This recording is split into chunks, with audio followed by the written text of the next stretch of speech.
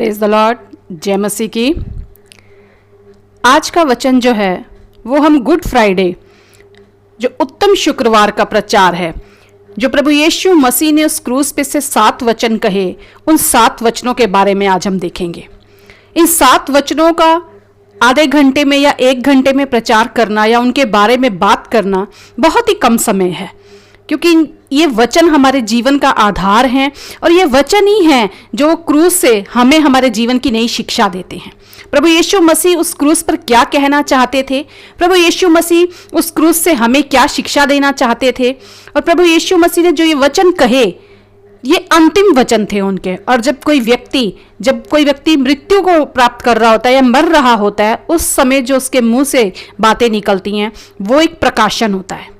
वो ऐसी बातें होती हैं कि वो एक बहुत महत्वपूर्ण होती है। वो यूं ही इधर उधर की बातें नहीं करता, लेकिन बहुत महत्वपूर्ण बातें जो उसके अपने जीवन की, जो उसने सीखी होती हैं, जिनसे उसने अनुभव लिया होता है, वो दूसरों को बताना चाहता है कि तुम इसके अनुसार चलना। और यही आज हम इन 7 वचनों से सीखेंगे। आइए हम इन वचनों में जाने से पहले दुआ में अपने आप को लेकर चलें। सामर्थी राजा, सारी महिमा, सारा आदर, सारा गौरव हम आपको देते हैं पिता। धन्यवाद देते खुदाबंद यीशु उस क्रूस के लिए प्रभु, कि उस क्रूस के द्वारा प्रभु यीशु आज हम यहाँ हैं पिता परमेश्वर।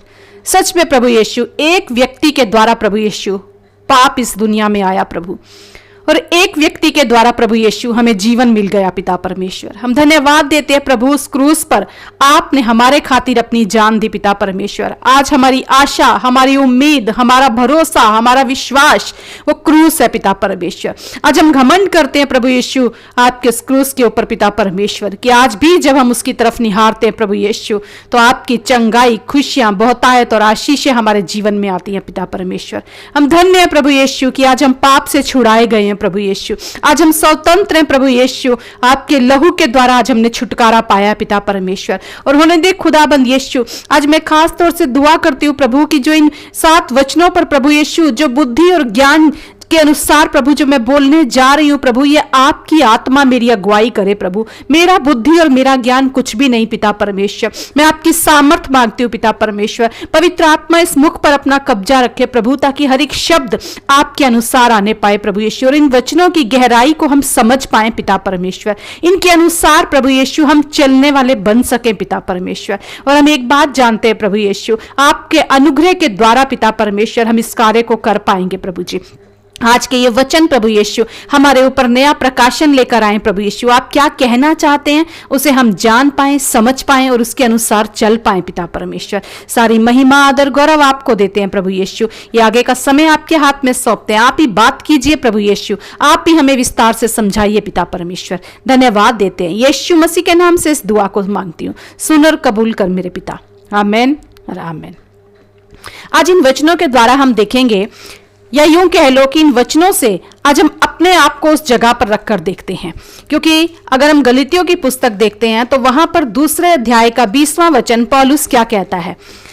पौलुस कहता है कि मैं मसीह के साथ क्रूस पर चढ़ाया गया हूं, अब मैं जीवित ना रहा पर मसीह मुझ में जीवित है, और मैं इस शरीर में अब जो जीवित हूं तो केवल उस विश्वास से जीवित हूं जो परमेश्वर के पुत्र पर है, जिसने मुझसे प्रेम किया और मेरे लिए अपने आप को दे दिया। यह पौलुस कह रहा है कि अब मैं जीवित नहीं हूं, मैं मसीह के साथ क्रूस पर चढ़ाया गया हूं, और अब जो मुझ में है वो मसीह जीवित है। आज हम सबके अंदर जो हम प्रभु यीशु मसीह के पीछे चल रहे हैं, हमारा मैं नहीं है, लेकिन हम में मसीह जीवित है। अगर हम अगला वचन देखें, यहाँ पे दूसरा वचन गलातियों 5 का 24, वहां लिखा है, और जो मसीह यीशु के हैं उन्होंने शरीर को उसकी लालसाओं और अभिलाषाओं समेत क्रूस पर चढ़ा दिया है। यानी हमारे अंदर अब प्रभु यीशु मसीह हैं, और हम जो यीशु मसीह के हैं, हमने अपने शरीर की सारी अभिलाषाओं और लालसाओं को उस क्रूस पर चढ़ा दिया है। एक और वचन देखेंगे, गलातियों 6 का हम देखते हैं 14वां वचन। वहां लिखा हुआ है, पर ऐसा ना हो कि मैं अन्य किसी बात का घमंड करूं, केवल हमारे प्रभु यीशु मसीह के क्रूस का, जिसके द्वारा संसार मेरी दृष्टि में और मैं संसार की दृष्टि में क्रूस पर चढ़ाया गया हूं। यानी अब हम संसार की दृष्टि में क्रूस पर चढ़ाए गए हैं। आज हम अपने आप को देखेंगे कि जब हम क्रूस पर हैं अगर, तो क्या हमारे जीवन में ये सारी बातें पूरी हो रही हैं जो उस क्रूस पे से प्रभु यीशु मसीह ने 7 वचन कहे। अगर हम यीशु मसीह के पीछे चल रहे हैं, यीशु मसीह हमारे अंदर हैं, अब हम क्रूस पर चढ़ा दिए गए हैं और संसार की नजर में अब हम जीवित नहीं है, पर संसार की नजर में भी हम क्रूस पर चढ़ाए हुए हैं। तो क्या ये वचन हमारे जीवन में पूरे हो रहे हैं? आज इन वचनों से हम अपने जीवन की जांच करेंगे। पहला वचन जो प्रभु यीशु मसीह ने उस क्रूस पर कहा वो था लूका की पुस्तक 23वां अध्याय 34वां वचन।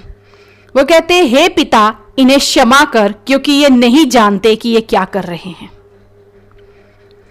हे पिता इन्हें क्षमा कर। पहला वाक्य जो प्रभु यीशु मसीह ने उस क्रूस पर से कहा, उन्होंने अपने पिता को हे पिता कहकर पुकारा।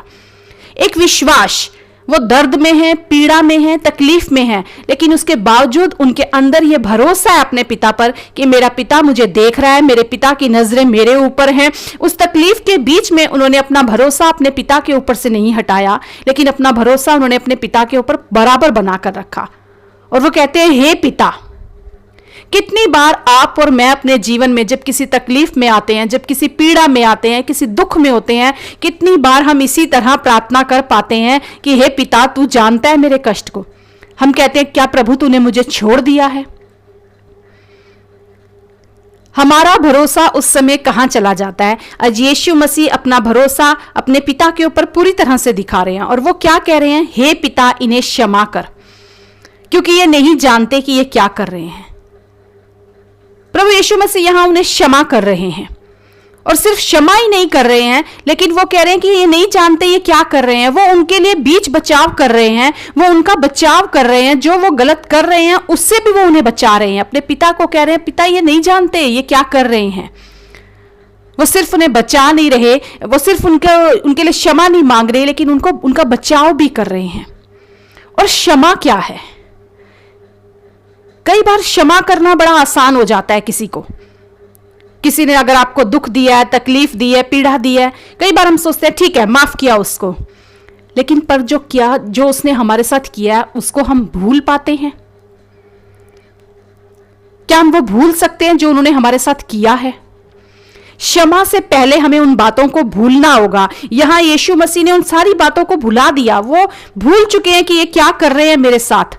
और हमारे लिए भी प्रभु यीशु मसीह कहते हैं कि तुम्हारे पापों को तो मैंने गहरे समुद्र में डाल दिया है। वो हमारे पापों को याद भी नहीं करते।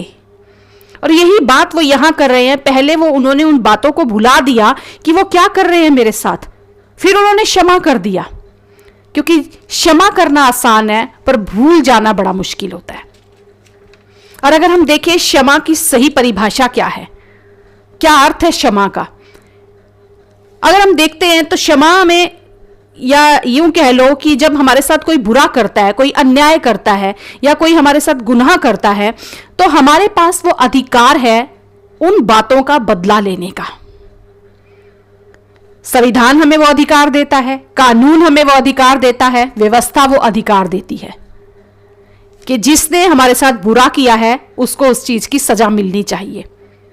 बदला लेने का अधिकार कानून भी देता है, संविधान भी देता है।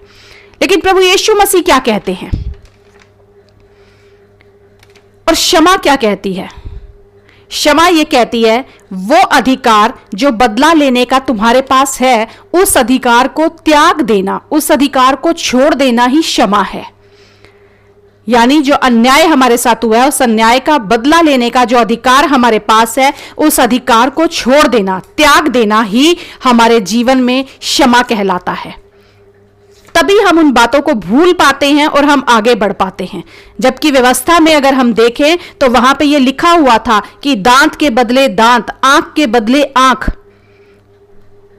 वहां लिखा हुआ था जो तुम्हारे साथ जैसा करेगा उसके साथ वैसा ही तुम भी करना। लेकिन प्रभु यीशु मसीह हमसे क्या कहते हैं? प्रभु यीशु मसीह कहते हैं, परंतु ये हम देखते हैं मत्ती के 5वें अध्याय के 44वें वचन में, वहां लिखा हुआ है, परंतु मैं तुमसे यह कहता हूं कि अपने बैरियों से प्रेम रखो और अपने सताने वालों के लिए प्रार्थना करो। यीशु मसीह यहां उनके लिए प्रार्थना कर रहे हैं। वो अपने पिता से मध्यस्थी कर रहे हैं उनके लिए बीच बचाव कर रहे हैं। कह रहे हैं कि ये नहीं जानते ये क्या कर रहे हैं, पिता इन्हें क्षमा कर। वो दुआ कर रहे हैं उनके लिए। और प्रभु यीशु मसीह कहते हैं कि तुम भी अपने बैरियों से प्रेम रखो और अपने सताने वालों के लिए प्रार्थना करो। जब हम ऐसा करेंगे तब क्या होगा? अगला वचन कहता है, जिससे तुम अपने स्वर्गीय पिता की संतान ठहरोगे, क्योंकि वह भले और बुरे दोनों पर अपना सूर्योदय करता है। वो कहते हैं कि जिससे तुम अपने स्वर्गीय पिता की संतान ठहरोगे। यदि हम अपने स्वर्गीय पिता की संतान हैं तो हमें इस कार्य को करना होगा। क्या हम इसको कर रहे हैं? क्या हम अपने पिता से दुआ कर रहे हैं उन लोगों के लिए कि प्रभु जिन्होंने हमारे साथ जैसा भी किया है हम उन्हें क्षमा करते हैं, तू भी उन्हें क्षमा कर पिता। वो नहीं जानते कि वो ये क्या कर रहे हैं। पहला वचन, हमें अपने जीवन को जांचने की जरूरत है, क्या हम वो कर रहे हैं? क्योंकि यदि हम ये करते हैं तो इससे हम अपने स्वर्गीय पिता की संतान ठहरेंगे और हम अपने पिता की इच्छा को पूरा करेंगे। हे पिता, इन्हें क्षमा कर, ये नहीं जानते कि ये क्या कर रहे हैं। दूसरा वाक्य जो प्रभु यीशु मसीह ने उस क्रूस पर से कहा वो है लूका 23वां अध्याय 43वां वचन। वहां वो कहते हैं इस तरह से, मैं तुझसे सच कहता हूं कि आज ही तू मेरे साथ स्वर्गलोक में होगा। या हम देखते हैं कि जब यीशु मसीह को उस क्रूस पर लटकाया गया तो उनके आजू बाजू में 2 कुकर्मी, 2 अपराधी भी वहां पे थे। और जब प्रभु यीशु मसीह वहां उस क्रूस के ऊपर हैं तो एक अपराधी तो उनका मजाक उड़ा रहा है और दूसरा जो है वो प्रभु यीशु मसीह की तरफ ध्यान दे रहा है। एक कहता है, अगर हम देखें तो हम ये समझ सकते हैं इसे कि जैसे जो प्रभु यीशु मसीह ने प्रार्थना की अपराधियों के लिए, हम ये कहें कि अगर उस प्रार्थना का उत्तर ये आया कि उस अपराधी का हृदय परिवर्तन हुआ। एक अपराधी जो साथ में है यीशु मसीह के, उसके हृदय में कुछ हलचल हुई और वो ये जान पाया, वो ये जान गया कि ये जो है ये कोई मामूली इंसान नहीं है, ये कुछ है। वो कहता है जब प्रभु यीशु मसीह को कि जब तेरा राज्य आएगा तो तू मुझे याद रखना, मुझे याद करना, मेरी सुधि लेना। इसका मतलब वो ये समझ गया था कि ये एक राजा है, जिसका राज्य है, ये एक राजा है। इसलिए वो परमेश्वर को, एक प्रभु यीशु मसीह को एक अलग नजर से देखने लग जाता है। लेकिन जो दूसरा कैदी है वो उनका मजाक उड़ाता है। वो मजाक उड़ाता है यीशु मसीह का कि ये खुद तो बच नहीं पाया तो हमें क्या बचाएगा। लेकिन यहां पे बहुत ही ज्यादा जो देखने वाली बात है कि ये जो 2 कैदी हैं दोनों में कितना अंतर है। कई बार हम प्रभु यीशु मसीह का सुसमाचार जब लोगों को सुनाते हैं, हमें इसी तरह के 2 रिस्पॉन्स मिलते हैं। कोई मजाक उड़ाते हैं और कोई उस पर विश्वास करते हैं। लेकिन प्रभु यीशु मसीह का वचन क्या कहता है? अगर हम देखें प्रेरितों की पुस्तक उसका 13वां अध्याय का 47वां वचन, तो वहां लिखा है, मैंने तुझे अन्य जातियों के लिए ज्योति ठहराया है ताकि तू पृथ्वी की छोर तक उद्धार का द्वार हो। हमें परमेश्वर कह रहे हैं कि तुम उद्धार का द्वार हो। मैंने तुम्हें अन्य जातियों के लिए ज्योति ठहराया है। हमारा काम क्या है कि उस ज्योति को हमें प्रकट करना है परमेश्वर को। और उद्धार का अगर हम द्वार हैं तो हमें उन आत्माओं को जीत कर लाना है, हमें उन आत्माओं को उस द्वार में प्रवेश करवाना है। यहां यीशु मसीह से कह रहे हैं कि तू आज ही मेरे साथ स्वर्गलोक में होगा। स्वर्ग क्या है? परमेश्वर की उपस्थिति। वो इतना अद्भुत वायदा उससे कर रहे हैं, मैं तुझसे सच कहता हूं। सारी बातें टल जाएंगी पर परमेश्वर की कही हुई बातें कभी नहीं टलेंगी। वो कहते हैं सच कहता हूं, आज ही ये काम हो सकता है। और उसे कह रहे हैं तुझसे, यानी एक सिंगल व्यक्ति से। परमेश्वर के वायदे हर एक व्यक्ति के साथ में पूरे होते हैं, अटल हैं। वो हर एक के लिए अलग अलग उन्होंने दिए हुए हैं। और कल नहीं, परसों नहीं, पर आज। और ये कार्य परमेश्वर ने हमें भी सौंपा है। उस क्रूस पर यीशु मसीह उसे कह रहे हैं, उस कैदी से, उस अपराधी से कह रहे हैं, मैं सच कहता हूं, आज ही तू मेरे साथ स्वर्गलोक में होगा।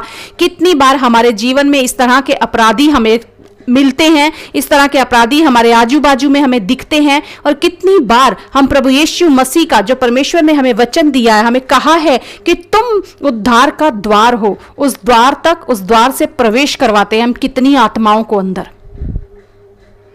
दूसरी बात यहां हम देखते हैं कि वो अपराधी जब उस बात को सुनता है, जब वो यीशु मसीह की ओर नजर टिकाता है, जब वो देखता है तो वो अपने आप को नम्र करता है। उसी समय वो कहता है उस दूसरे कैदी से कि इसने तो कोई गलती नहीं की है, लेकिन हम तो अपनी गलतियों का दंड भोग रहे हैं। हमने तो जो किया है वो हमारे साथ सही हो रहा है, हम न्यायानुसार दंड पा रहे हैं, तो परमेश्वर से डरता नहीं है क्या? वो उस व्यक्ति को कहता है। इस अपराधी को जब एक मौका मिला, उसने उस मौके को जाने नहीं दिया, उसने उसी समय ये कबूल कर लिया, हां मैं पापी हूं। और उसी समय प्रभु यीशु मसीह का अनुग्रह उसके ऊपर हुआ, उसका हृदय परिवर्तन हुआ, और वो कहता है कि क्या तू मुझे याद रखेगा, मेरी सुधि लेगा?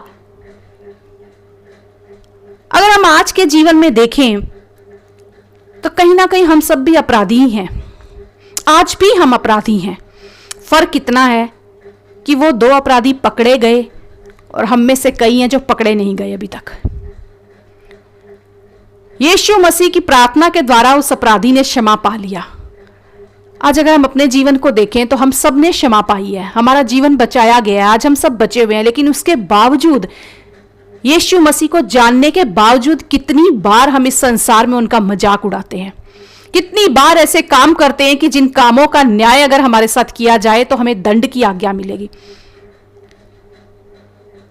कितनी बार अगर हमें कोई मौका मिलता है तो क्या हम पश्चाताप करते हैं उस अपराधी की तरह? आज भी कितने ऐसे काम होंगे कि जहां हम यीशु मसीह का मजाक उड़ा रहे हैं, ऐसे काम करके कि कोई नहीं हमें देख रहा, क्योंकि हम पकड़े नहीं गए हैं अभी तक। वो अपराधी पकड़े गए हैं, पर उस अपराधी ने अपने आप को नम्र किया, उसने नम्रता दिखाई।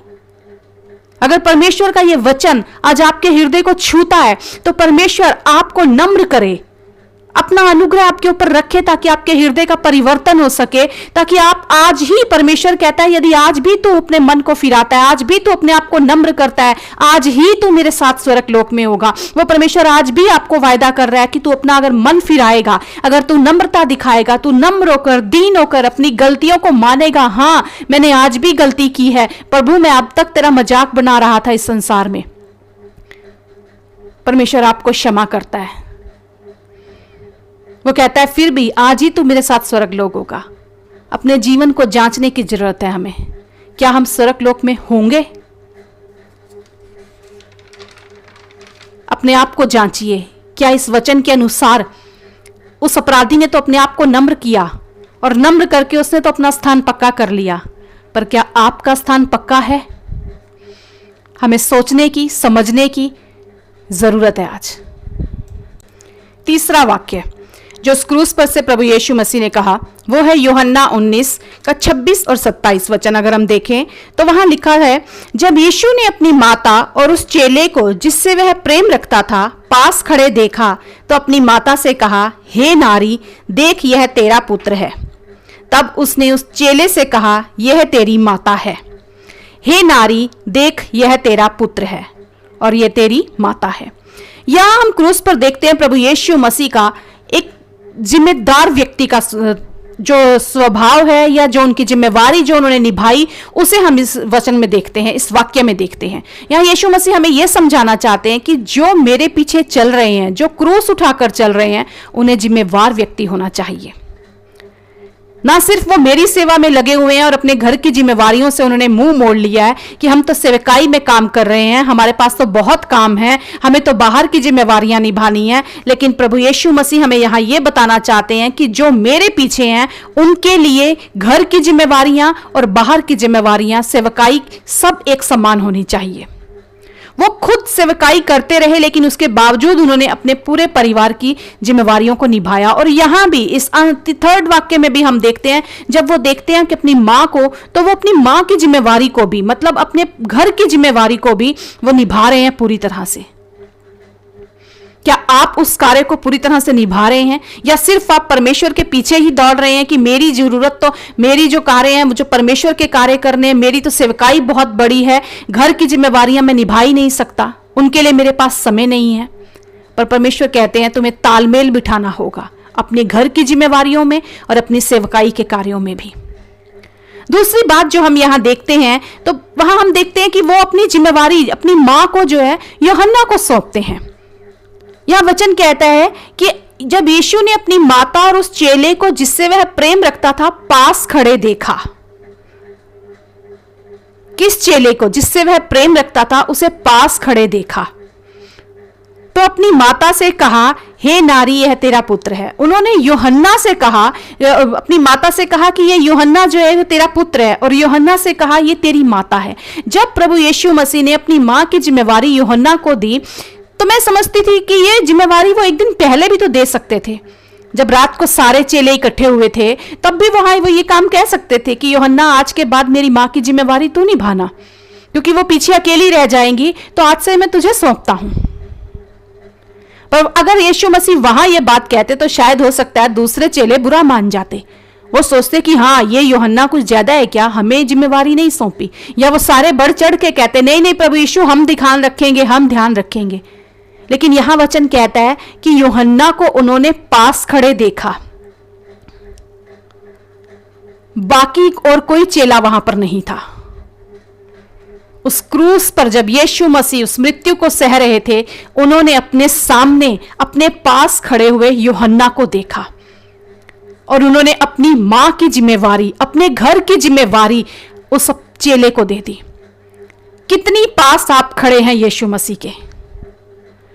आप जिम्मेवारियां निभाना चाहते हैं। कई बार हम कहते हैं प्रभु मैं तेरे सारे काम करना चाहता हूं, मैं ये काम करना चाहता हूं, मैं तेरे लिए भागना चाहता हूं, दौड़ना चाहता हूं, सब कुछ करना चाहता हूं, तेरा वचन प्रचार करना चाहता हूं, मैं हर काम तेरे लिए करना चाहता हूं। पर उससे पहले यीशु चाहते हैं मेरे पास आकर खड़े हो जाओ। एक रात पहले तो सारे चेले यीशु मसीह के साथ थे, लेकिन वहां क्रूस के समय केवल यूहन्ना उनके पास खड़ा था। खुदा जिम्मेवारियां देना चाहता है, लेकिन उसे देना चाहता है जो जिम्मेवार व्यक्ति हो, जो परमेश्वर के पास खड़े होना सीखे, जो परमेश्वर के सामने खड़े होना सीखे, जो उन जिम्मेवारियों को निभाने के काबिल हो। अगर आज आप चाहते हैं परमेश्वर आपको कोई जिम्मेवारी सौंपे, अपने घर की, अपने परिवार की, अपने मां की, आपको अपनी दूरियों को कम करके उस खुदा के सामने आकर खड़े होना होगा, उसकी उपस्थिति में खड़े होना होगा, इस योग्य बनना होगा, वफादार बनना होगा, ताकि जब आप वहां वफादारी से खड़े होंगे तो खुदा जान पाएगा ये मेरा परमेश्वर, ये मेरा चेला है, ये मेरा बच्चा है जो इन जिम्मेवारियों को निभाने के काबिल है। तीसरा वाक्य हमें यह सिखाता है कितनी पास हैं हम यीशु मसीह के, और कितनी जिम्मेवारियां हम उठाने के काबिल हैं। क्या हम जिम्मेवार हैं? यह हमारे को परमेश्वर सिखाना चाहते थे कि आप एक जिम्मेवार व्यक्ति बनिए।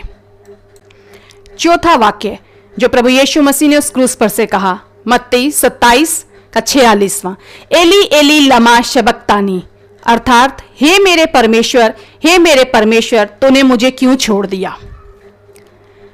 पहले के 3 वाक्य में जो हम देखते हैं तो वहां यीशु मसीह अपने बारे में बात कर रहे थे, दूसरों के बारे में, क्षमा कीजिए, दूसरों के बारे में बात कर रहे थे। वो दूसरों को क्षमा देने के लिए बात कर रहे थे, दूसरे को उद्धार देने की बात की उन्होंने, जिम्मेवार बनाने की बात की उन्होंने। यहां उन्होंने जब बात की वो अपने लिए उन्होंने बात की।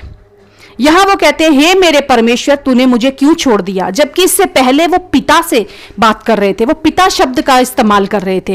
लेकिन यहां उन्होंने हे मेरे प्रभु। हम सब जानते हैं और हम सब ने इस पवित्र शास्त्र में पढ़ा है कि परमेश्वर को पाप से नफरत है। उस पाप को मिटाने के लिए ही प्रभु यीशु मसीह को इस धरती पर आना पड़ा। उस पाप का बलिदान बनकर ही प्रभु यीशु मसीह हमारे खातिर उस क्रूस पर गए। और जहां पाप है वहां परमेश्वर की उपस्थिति नहीं रह सकती। और इस समय उस क्रूस पर प्रभु यीशु मसीह हम सबके पापों को उठाए हुए थे। वो परमेश्वर का पुत्र जो पाप से अज्ञात था, उसी को उसने हमारे लिए पाप ठहरा दिया कि हम उसमें से होकर परमेश्वर की धार्मिकता बन जाएं। यानी वो पाप जो हमारे थे, जब परमेश्वर हमारे पापों को लेकर उस क्रूस पर गए तो वहां एक अदला बदली हो गई। हमारे पाप परमेश्वर ने ले लिए और प्रभु यीशु मसीह ने ले लिए, और प्रभु यीशु मसीह की पवित्रता, उनकी धार्मिकता हमारे ऊपर आ गई। और उस समय जब वो पाप उनके ऊपर थे तो उन्हें एक अलगाव सहना पड़ा, अपने पिता से अलगाव सहना पड़ा। परमेश्वर, प्रभु यीशु मसीह और परमेश्वर की संगति कोई थोड़े टाइम की नहीं थी, लेकिन आदि से वो दोनों एक साथ थे। अगर हम यूहन्ना का पहला अध्याय देखें और वहां पहले वचन को ही अगर हम देखते हैं तो वहां क्या लिखा हुआ है, आदि में वचन था, वचन परमेश्वर के साथ था और वचन परमेश्वर था। यही आदि में परमेश्वर के साथ था, यानी पिता और पुत्र। वचन कौन है? प्रभु यीशु मसीह। वो परमेश्वर के साथ थे, आदि से वो साथ थे। लेकिन अब ये जो यहां इस समय पर आके उस क्रूस पर वो संगति टूट गई थी। और अगर हम अपने जीवन में देखें तो इससे बड़ा कोई और कष्ट, कोई और दुख कुछ है ही नहीं, अपनों का अलगाव। जब एक पति, एक पत्नी या कोई बच्चा अगर किसी को ये कह दे कि अब आज के बाद आपसे मेरा कोई संबंध नहीं है या मैं आपसे अलग होता हूं, उस दुख और उस पीड़ा को कोई बर्दाश्त नहीं कर सकता। यहां प्रभु यीशु मसीह किसी शारीरिक पीड़ा या भावनात्मक पीड़ा में नहीं थे, लेकिन यहां वो उस अपनेपन के दर्द को महसूस कर रहे थे। अपनेपन के उस दर्द के करके वो कहते, मेरे प्रभु तूने मुझे क्यों छोड़ दिया। आज बहुत से हम में से हैं जो इस दर्द में से होकर गुजरते हैं, लेकिन प्रभु यीशु मसीह ने कहा है कि जब तुम इस क्रूस को उठाकर चलोगे तो यह दर्द तुम्हें सहना पड़ेगा, इस दर्द में से तुम्हें गुजरना पड़ेगा। पर हम क्या कर सकते हैं? एक दूसरे के लिए दुआएं कर सकते हैं, एक दूसरे को हम दुआओं में उठा सकते हैं। हम उस क्रूस की तरफ देख सकते हैं कि परमेश्वर ने उस क्रूस पर इस दर्द को सहा, और परमेश्वर ही है जो आज हमारे इस दुख से हमें निकलने में सहायता करेगा। वो परमेश्वर ही है, वो प्रभु यीशु मसीह ही है जो हमारे इन तकलीफों में से हमें निकलने में मदद करेंगे, क्योंकि उन्होंने हर एक उस दुख और उस दर्द को सहा है। कोई ऐसी तकलीफ, कोई ऐसी पीड़ा नहीं जिसमें से आप आज होकर जा रहे हैं और आप ये कहें कि नहीं, मेरी इस पीड़ा को कोई समझ नहीं सकता। हर दुख, हर तकलीफ, हर पीड़ा यीशु मसीह ने सही, ताकि वो आपके दर्द को समझ सके, ताकि वो आपकी हर एक बात को जान सके, वो आपके हर एक परेशानी को समझ सके। आप कभी ये कह ना सके कि कोई नहीं समझ सकता मैं जिस दर्द में से जा रहा हूं। आपका परमेश्वर समझ सकता है उस दर्द को, क्योंकि उन्होंने उस दर्द को सहा है। उस क्रूस पर वो एक मनुष्य के रूप में थे और उन्होंने उस दर्द को, अपने पिता से उस दूरी को महसूस किया, उन्होंने सहा है। इसीलिए आज हमारे पास इस बात का जवाब है कि जब हम इस तरह की तकलीफ में से होकर जाते हैं तो हम जान पाते हैं कि हमारा प्रभु यीशु मसीह उस दर्द को सह चुका है और उसके अनुग्रह के द्वारा आज हम इन तकलीफों में से निकल सकते हैं। एली एली लमा शबक्तानी, हे मेरे परमेश्वर, हे मेरे परमेश्वर, तूने मुझे क्यों छोड़ दिया। पर खुदा कहता है, यदि आज आप अपने आप को अकेलेपन में या त्यागे हुए महसूस करते हैं तो मेरी तरफ नजरें लगाओ, मेरी तरफ देखो, मैं हूं तुम्हारे लिए, मैं तुम्हारे लिए आज भी मौजूद हूं। हर दर्द, हर तकलीफ मैंने सही है और मैं तुम्हारे सारे दुखों को, कष्टों को मिटाने की सामर्थ रखता हूं। 5वां वाक्य जो प्रभु यीशु मसीह ने क्रूस पर से कहा, मैं प्यासा हूं, यूहन्ना 19:28। वहां प्रभु यीशु मसीह कहते हैं, मैं प्यासा हूं। किस चीज की प्यास है प्रभु यीशु मसीह को? अगर हम यूहन्ना के 4 अध्याय में देखें तो वहां हम एक घटना के बारे में देखते हैं कि प्रभु यीशु मसीह एक कुएं के पास जाकर बैठ जाते हैं और एक सामरी स्त्री जब वहां आती है पानी भरने को तो वो उसे कहते हैं कि मुझे पानी पिला। और वो स्त्री उनसे कहती है कि तू मुझसे पानी पीना चाहता है, मुझसे क्यों मांग रहा है पानी? क्योंकि जो यहूदी और जो सामरी थे उनका आपस में कोई व्यवहार नहीं होता था। और यीशु मसीह उसे क्या उत्तर देते हैं? यीशु मसीह कहते हैं, यदि तू परमेश्वर के वरदान को जानती और यह जानती कि वह कौन है जो तुझसे कहता है मुझे पानी पिला, तो तू उससे मांगती और वह तुझे जीवन का जल देता। जो जीवन का जल है, जो जल का सोता है, वो उस सामरी स्त्री से पानी मांग रहा है। वो कह रहे, यदि तू जानती कि मैं जीवन का जल हूं तो तू मुझसे आकर मांगती पानी, मैं तुझे जीवन का जल देता। वो सामरी स्त्री को जब परमेश्वर अपने बारे में जब उसके ऊपर प्रकट होता है, वो वहां से जाती है अपने गांव में, अपने नगर में जाकर सबको बताती है कि शायद यही तो मसीह नहीं है। वो एक स्त्री जो पानी भरने वहां पर आई थी, जब यीशु मसीह से उसकी मुलाकात होती है, बातें करते करते परमेश्वर उसके हृदय को परिवर्तन कर देता है और वो अपने गांव में जाकर सारे लोगों को लेकर आ जाती है। और चेले बोलते हैं कि प्रभु तू कुछ खा ले, यीशु मसीह तू खा ले, तू भूखा होगा, तुझे भूख लगी होगी। यीशु मसीह उससे क्या कहते हैं? वो कहते हैं कि मेरा भोजन तो यह है कि अपने भेजने वाले की इच्छा के अनुसार चलूं और उसका काम पूरा करूं। किस चीज की प्यास वो लेकर चल रहे हैं? जो परमेश्वर ने उन्हें काम दिया है, उस काम को पूरा करने की प्यास उनके अंदर है। वो उस प्यास को लेकर चल रहे हैं। अगर हम देखें भजन संहिता उसका 42वां अध्याय, वहां पे पहले और दूसरे वचन में लिखा है, जैसे हिरनी नदी के जल के लिए हाफती है, वैसे ही हे परमेश्वर मैं तेरे लिए हाफता हूं। जीवते परमेश्वर, हाँ परमेश्वर का मैं प्यासा हूं। मैं कब जाकर परमेश्वर को अपना मुंह दिखाऊंगा? मैं परमेश्वर के लिए प्यासा हूं। मैं जैसे हिरनी हाफती है जल के लिए, इस तरह हाफ रहा हूं। वो परमेश्वर की इच्छा को पूरा करने के लिए हाँफ रहे हैं। क्या आपके और मेरे अंदर परमेश्वर की प्यास है? वो प्यास जो परमेश्वर के लिए होनी चाहिए, उस प्यास की यहां परमेश्वर बात कर रहे हैं। दूसरी एक और प्यास के बारे में हम देखते हैं यूहन्ना के 7वें अध्याय के 37वें वचन में अगर हम देखें तो वहां लिखा है, पर्व के अंतिम दिन जो मुख्य दिन है, यीशु खड़ा हुआ और पुकार कर कहा, यदि कोई प्यासा हो तो मेरे पास आए और पिए। यदि कोई प्यासा हो तो मेरे पास आए और पिए। किसके लिए बारे में वो बात कर रहे हैं? यहां 39वां वचन कहता है, उसने यह वचन पवित्र आत्मा के विषय में कहा। पवित्र आत्मा की प्यास। दिन भर में हमें कितनी बार पानी की प्यास लगती है और हम कितनी बार पानी पीते हैं, लेकिन पवित्र आत्मा की प्यास हमें कब लगती है?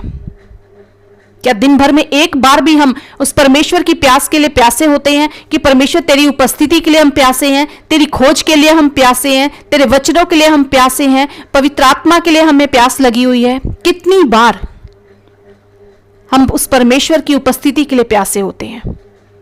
और परमेश्वर कहते हैं यहां पे, प्रभु यीशु मसीह इस घटना में हम देखते हैं तो वो आत्माओं के लिए प्यासे हैं। यहूदियों का और सामरियों का कोई व्यवहार नहीं था आपस में, लेकिन उसके बावजूद वो उस जगह पर गए। हमारा और इस संसार का कोई व्यवहार नहीं है आपस में, लेकिन फिर भी कई बार हमें उस प्यास के लिए, आत्माओं की प्यास के लिए वहां जाना होगा। वहां जाना होगा ताकि हम उन आत्माओं को परमेश्वर के राज्य में ला सके। उस प्यास को जो जीवन का जल है, जो सोता है हमारा प्रभु यीशु मसीह, जो आज हमारे अंदर अगर परमेश्वर का राज है, आज हमारे अंदर अगर प्रभु यीशु मसीह का नाम है, आज हमारे जीवन में अगर उद्धार है, तो उस प्यास को लेकर, आत्माओं की प्यास को लेकर हमें चलना होगा। प्रभु कहते हैं कि मेरी भूख और प्यास कुछ नहीं है, मेरा जो भूख है वो, मेरी भूख तो यही है कि मैं अपने भेजने वाले की इच्छा को पूरा करूं। वही मेरा काम है, आपका और मेरा काम।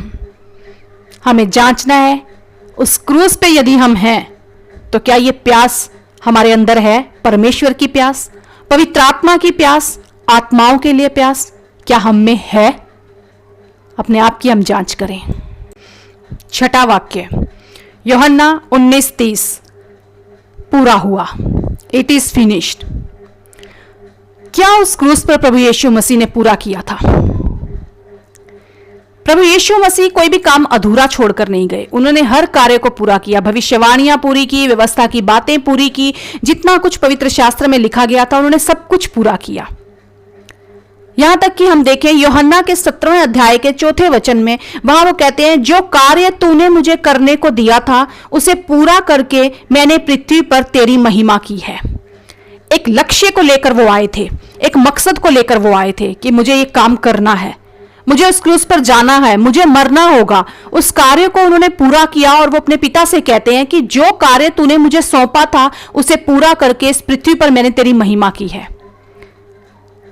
आप और मैं आज कितने हमारे जीवन में हम ऐसे होंगे कि जिन्हें हमारे जीवन का कोई मकसद क्या है यह भी मालूम नहीं होगा। हम बिना मकसद के चल रहे हैं, हमें पता ही नहीं है कि परमेश्वर की इच्छा हमारे जीवन में क्या है, परमेश्वर हमसे क्या चाहता है, वो क्या चाहता है कि हम उसके लिए करें। हम बिना मकसद के चले जा रहे हैं, कोई मकसद नहीं है हमारे जीवन में।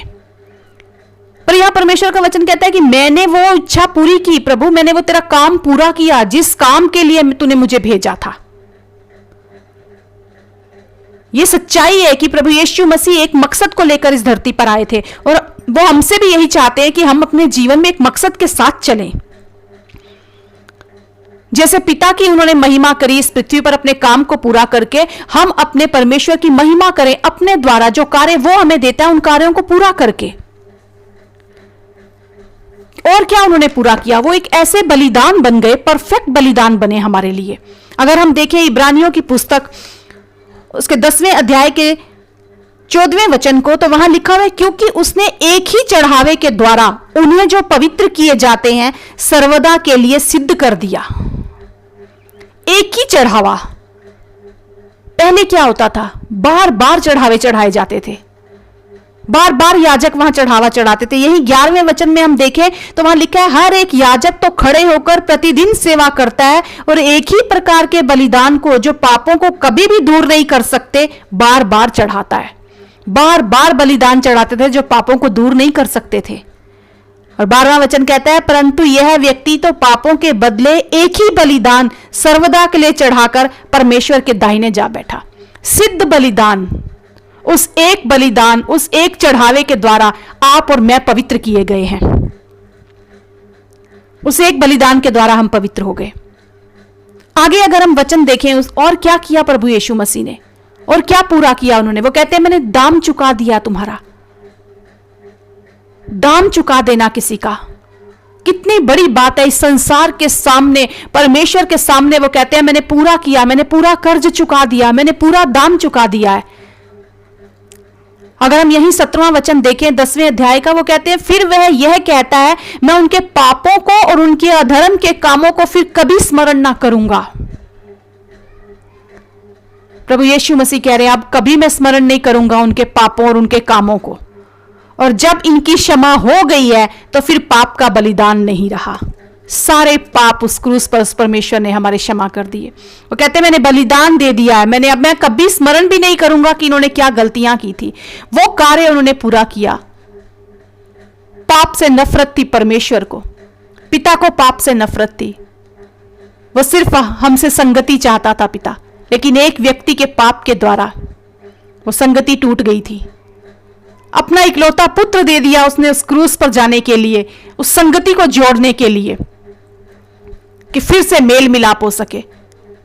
और वो कहते हैं प्रभु यीशु मसीह यहां अब और कोई बलिदान नहीं रहा। अब मैंने सारे पापों को, अब कभी कोई काम, कोई पाप अधर्म के काम उनके स्मरण नहीं किए जाएंगे। अब मैंने दोबारा उस मेल मिलाप को जोड़ दिया, मैंने पूरा कर दिया वो काम जो मेरा पिता चाहता था कि उसकी उनके बच्चों के साथ संगति हो जाए। इस क्रूस पे हम देखते हैं जितना प्रभु यीशु मसीह अपने पिता से प्रेम करते हैं उतना ही वो हमसे प्रेम करते हैं।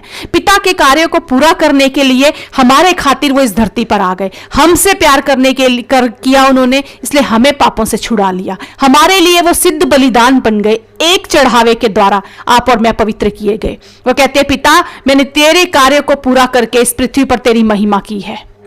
खुदा यही चाहता है वो कार्य हम पूरा करें जो हमने अपने हाथ में लिए हैं। बिना मकसद के यूं ही नाम चलते जाएं, लेकिन जब पिता ने हमें इस धरती पर एक सुंदर जीवन दिया, एक आशीषित जीवन दिया, एक क्षमा का जीवन दिया, एक दया का जीवन दिया है, तो हम उस पिता की इच्छा को लेकर चलें। उस पिता की इच्छा को पूरा करके हम दुनिया के सामने उस पिता की महिमा को लेकर आए।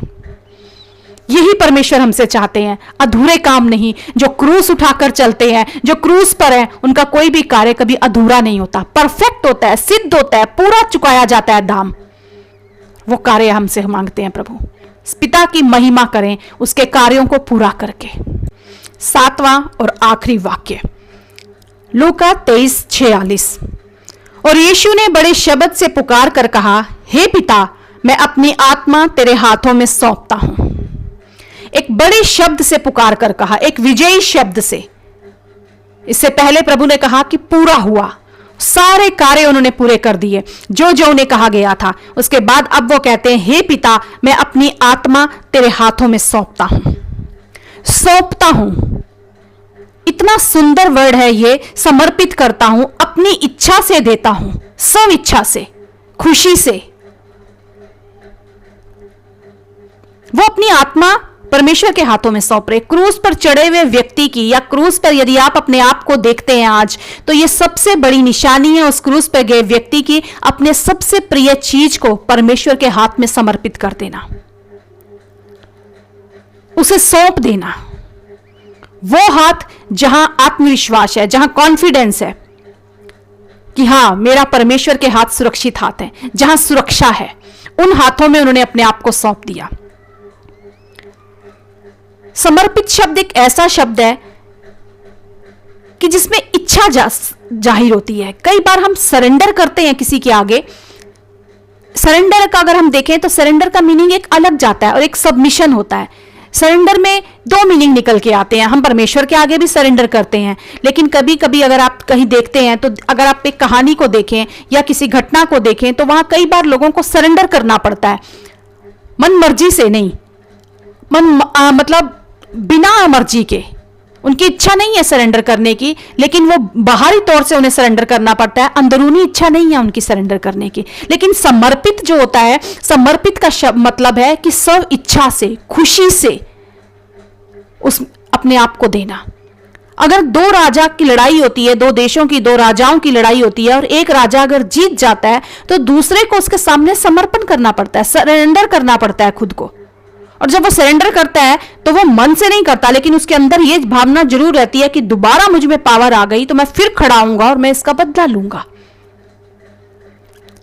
और जब हम देखते हैं एक शादी होती है, लड़का और लड़की, लड़का अपने आप को समर्पित करता है लड़की को, और लड़की अपने आप को समर्पित करती है लड़के को। किसी डर में, किसी दबाव में नहीं, लेकिन प्रेम में, प्यार में, एक इच्छा से, अपनी इच्छा से, सब इच्छा से। और वो ये चाहते हैं, वो समर्पित जो करते हैं अपने आप को, एक दूसरे को सौंपना जो होता है, वहां क्या होता है कि अपनी इच्छा से एक दूसरे को एक दूसरे के हाथों में सौंपते हैं, और ये चाहते हैं कि अब ये हमारा रिश्ता बना रहे। यहां ये समर्पण है, यहां ये समर्पित होना है कि हम चाहते हैं हमारा ये रिश्ता आगे बना रहे। चाह यहां जो होती है वो चाह दिखाई देती है, और यही प्रभु यीशु मसीह की ये चाह, ये इच्छा कि अब मेरा और पिता का रिश्ता आगे एक है। अपने आप को उन्होंने समर्पित कर दिया उस रिश्ते में। आज प्रभु यही हमसे चाहता है कि हम अपने आप को समर्पित कर दें अपनी इच्छा से। जैसे लड़का और लड़की एक दूसरे को अपनी इच्छा से समर्पित करते हैं कि पूरा जीवन आगे हम एक दूसरे के हर दुख सुख कष्ट में साथ रहेंगे, वो समर्पित कर देते हैं अपने आप को प्रेम से, इच्छा से, चाह से, आगे रिश्ता बनाए रखने के लिए। यदि आज आप चाहते हैं परमेश्वर से अपना रिश्ता बनाए रखने के लिए, अपने आप को समर्पित कर दीजिए अंदर की इच्छा से, जबरदस्ती नहीं, किसी दबाव में नहीं, किसी डर में नहीं, लेकिन कॉन्फिडेंस के साथ। वो हाथ जो मुझे सुरक्षा देंगे, वो हाथ जो मुझे संभाले रहते हैं, उन हाथों में मैं सुरक्षित हूं, और मैं अपने आप को उन्हीं हाथों में सौंपता हूं। उन हाथों में अपने आप को सौंप दें। प्रभु यीशु मसीह ने उस क्रूस पर सारे कार्यों को पूरा करने के बाद क्यों एक विजयी शब्द में चिल्लाकर कहा, क्यों एक बड़े ऊंचे शब्द में पुकार कर कहा? क्योंकि वो दोबारा उस संगति में आ गए थे। अब वो रिश्ता एक हो गया था, अब वो रिश्ता टूटने वाला नहीं था।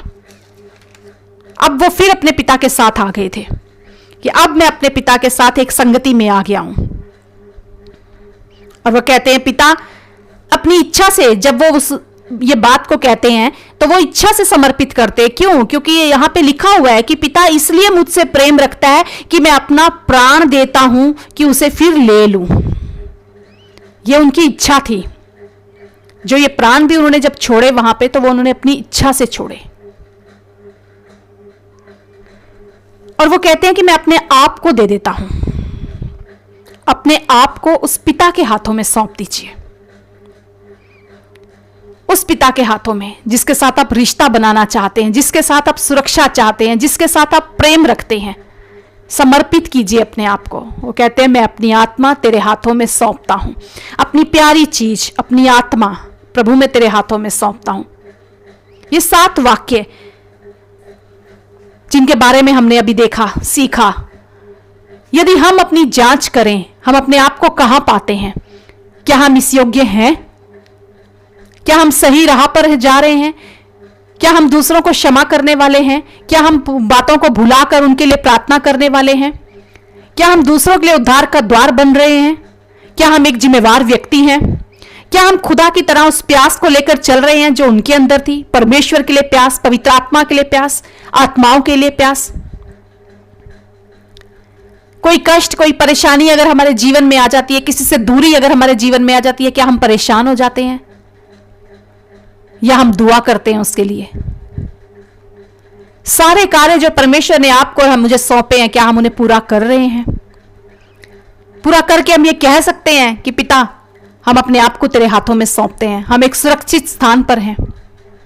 खुदा मदद करे, अनुग्रह दे हमें कि हम इन वचनों के अनुसार अपने जीवन को जी सकें, हम इन वचनों को अपने जीवन में लागू कर सकें, अपने पिता के कार्यों को पूरा कर सकें, उसकी इच्छा को पूरा कर सकें, उसके नाम की महिमा कर सकें इस पृथ्वी पर। होने दे प्रभु यीशु, ये जो वचन आपने हमसे कहे प्रभु जी, ये प्रकाशन हमारे जीवन में प्रभु प्रकट हो पिता परमेश्वर। हम इसे लागू करने वाले बने प्रभु और इसके अनुसार चलने वाले बने। धन्यवाद के हृदय से आपको एक बार फिर धन्यवाद देते हैं पिता परमेश्वर, उस क्रूस के लिए खुदा, सच में प्रभु यीशु, वो क्रूस हमें प्यार दिखाता है प्रभु जी। उस क्रूस पर हम आपके प्यार को देखते हैं प्रभु यीशु, आपके बलिदान को देखते हैं पिता परमेश्वर, पिता के प्रेम को देखते हैं प्रभु यीशु। धन्यवाद देते हैं प्रभु यीशु कि आज हमारा मेल मिलाप करवाया आपने प्रभु जी, हमारे मध्यस्थी करता पिता। आज भी हमारे लिए आप दुआएं करते हैं प्रभु। धन्यवाद देते खुदा, इस वचन के द्वारा आपने हमें आशीष दी प्रभु जी। धन्यवाद पिता परमेश्वर, सुनने वालों पर अपनी आशीष और अपनी बरकत उंडेलना, और प्रभु आपको जान पाए, आपके नजदीक आ पाए, ऐसी दुआ हम आपसे करते हैं। धन्यवाद यीशु, यीशु के नाम से मांगते हैं, सुन और कबूल कर मेरे पिता। आमेन आमेन।